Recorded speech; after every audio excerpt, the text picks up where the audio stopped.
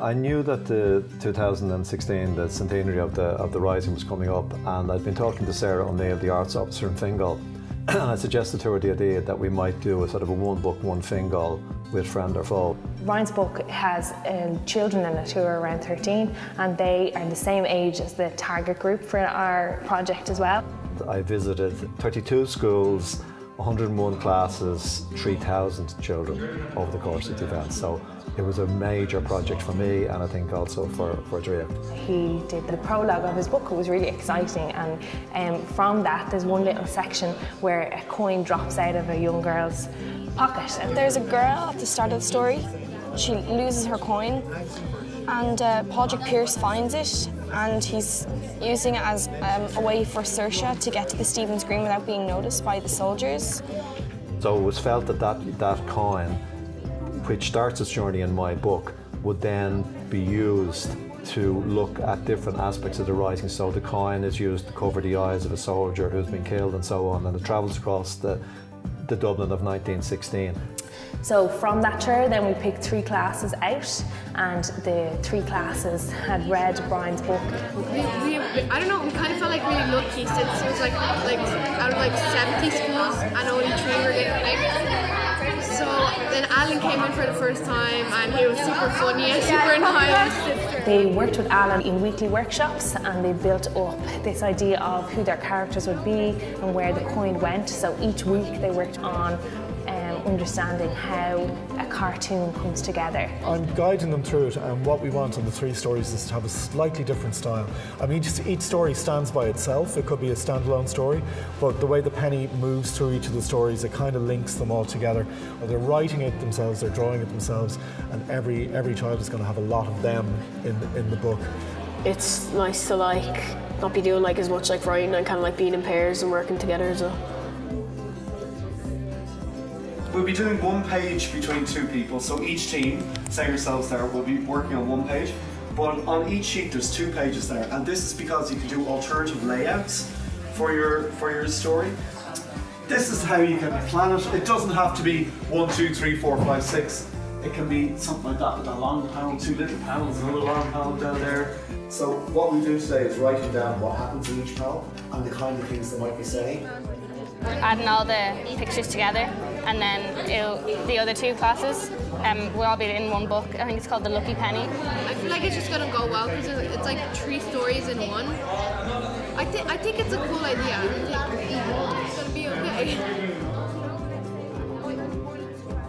Earlier on in the course, we brought the kids on a bus journey around the sites of 1916. We went to Collins Barracks, we went to the museum, went all around Dublin to see the main sites. Yeah, the GPO, Stephen's Green. Yeah, we went on the chair and it was really cool. We went out on buses that were made up to look like troop carriers. So they had the plastic sheeting down the sides, with the windows. We had those rolled up. We went to all the different areas that the coin as well could possibly move through, so they'd have this nice connection between the places and the ideas that they would be talking about. We've learned that the rebels surrendered at the College of Surgeons, the GPO burned down, the leaders were shot by a firing squad. We also learned where they went from the GPO. I think that it was revolutionary, and I think they were right to do it, but they definitely could have planned it a lot better.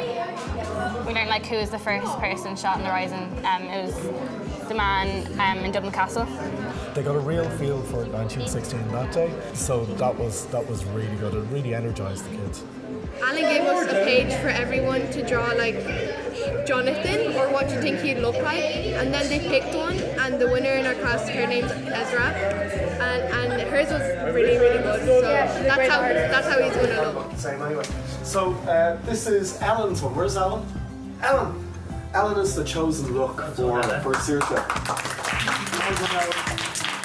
To make it look more realistic, we'll probably kind of shade it, put the see on the GPO. There was a garden on top of the GPO, so we'll put maybe you can see a couple of trees. and the grass is getting really long. We got page 13.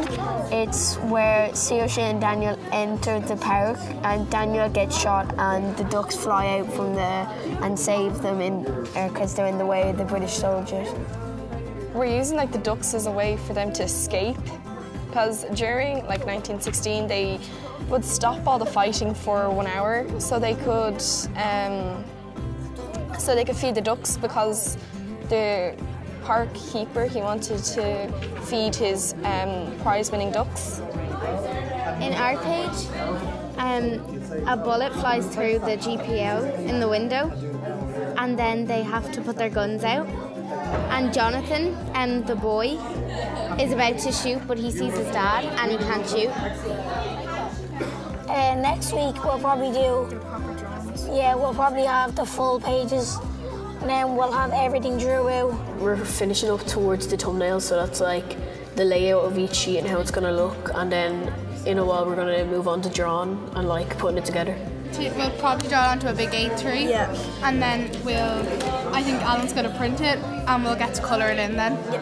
So we're going to spend a couple of weeks getting our big sheets right, and then for the last couple of weeks we'll photocopy the black and white sheets, and you will be colouring for the last, say, class and a half, and then Bob Durante will all be finished and everybody's happy now.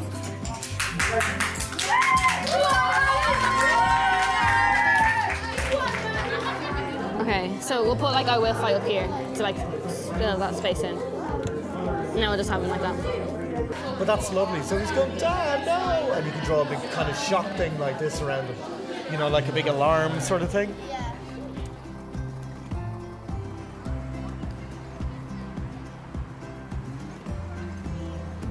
This building here is what's called a civic building. So you know the library is attached to us next door? So the library is also a civic building. So that means that every single one of us owns this building, and we own the building behind us, and even the big Fingal offices that are behind us, we own those buildings as well.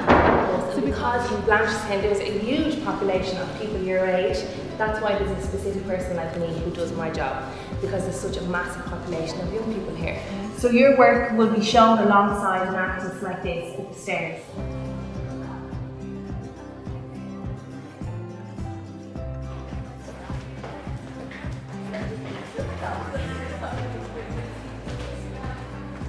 This is where your work is going to be. So you know the way that we're making the comic book? So what I was thinking I would do is I get the cartoons made kind of big, and I'm going to get massive strips made that'll be like about this, like a metre, and I'm going to get them put really big, strip them all the way along the whole wall, so that the 3 stories all run all the way along. So when someone comes up the stairs, they'll be in full colour, printed all the way across the walls. Yeah.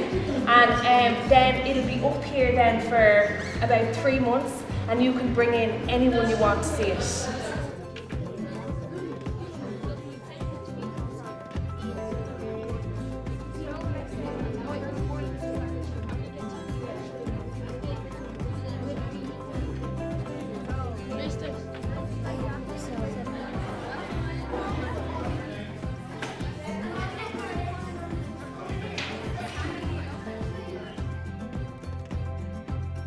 My name is Emer McGowan and I'm the director of Draiocht, and it gives me immense pleasure to welcome you all here tonight. This has been such a fantastic project, and obviously I have seen it as it has progressed over the last few months. Fingal County Council is delighted to work with Draiocht as we have done since it opened in 2001. We believe that our council not only has to look after things like roads and housing, but that we also need to support places like Draiocht that encourage people of all ages to be creative and to use their imagination. I got a great welcome in all the schools I went to. I wasn't sure what to expect, but the kids really engaged with me. It was great fun. What we did was we talked about 1916. I read them a piece from the book. We did questions and answer sessions. You never really know what you're going to be asked when you go into a question and answer session. And I have a few of the more colourful ones here that I thought I'd just share with you. Question: have you written any books with your feet? If you were stranded on a desert island with 3 characters from the book, who would you want with you? Oh, that was a good question. And the one that finally shattered any illusions I might have of retaining my youth: were you actually alive yourself during 1916? Alan came to our school for the first time on the 17th of December. Alan explained what he would be doing and showed us some of his previous art and comics in our first session. We started planning our story and looking at pictures for 1916 for inspiration for our comic sketches. When I first heard that our class had been chosen to work with a published author to write our own book, I was so excited. I love reading books and I dream about becoming an author myself one day, but I never thought that I would get a chance to do something like this at 12 years of age. We really enjoyed the project of this book and working together as a class and all Alan's and Sarah's help.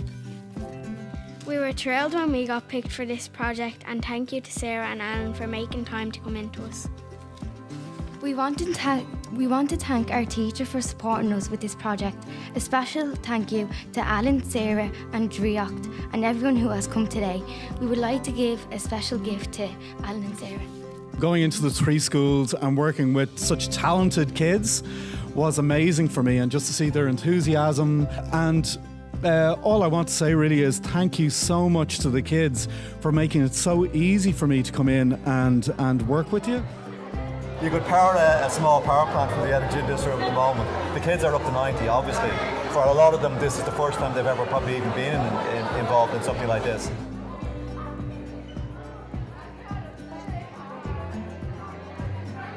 At the beginning, I didn't realise there was actually 2 other classes doing it. I thought it was just our class. But it turned out really well because the 2 stories afterwards kind of led on from the original story.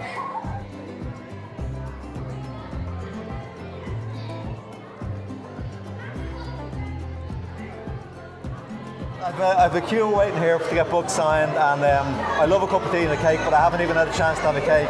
So that shows you how exciting and manic it's been.